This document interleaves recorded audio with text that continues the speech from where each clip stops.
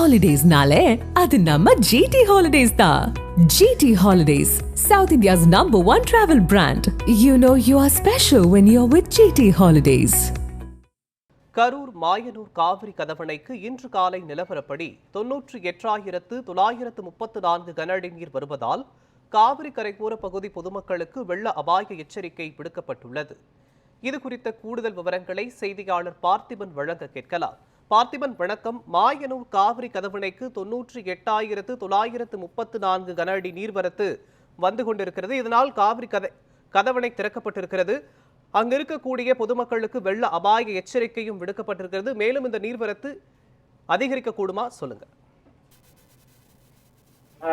மோகன், கர்நாடகாவில் காவிரி நீர்பிடிப்பு பகுதியில் சில நாட்கள் பெய்த கனமழை காரணமாக கபினி கிருஷ்ணராஜசாகர் அணையிலிருந்து தென்தொடர்பு நீரின் அளவு அதிகரித்து இதனால் அணைக்கு வரும் நீர் அப்படியே திறக்கப்படுகிறது.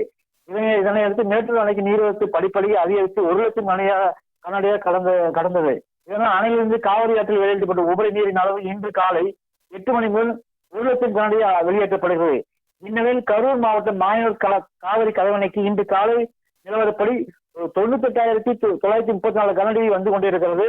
அதில் 97,464 கனஅடி நீர் காவிரி ஆற்றிலும் 650 கனஅடி தென்கரை வாய்க்காலிலும் 400 கனஅடி தண்ணீர் கட்டளை மேட்டு வாய்க்காலிலும் 20 கனஅடி தண்ணீர் கிருஷ்ணராயபுரம் வாய்க்காலும் பாசனத்துக்காக திறந்துவிடப்படுகிறது.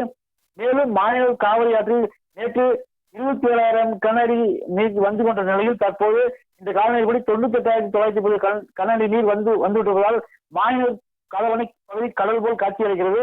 மேலும் பொதுமக்களுக்கு வெள்ள அபாய எச்சரிக்கை விடப்பட்டுள்ளது. இந்நிலையில் காவிரி ஆற்றில் நீர்வரத்து அதிகரிப்பால் டெல்டா விவசாயிகள் மகிழ்ச்சி அடைந்துள்ளனர்.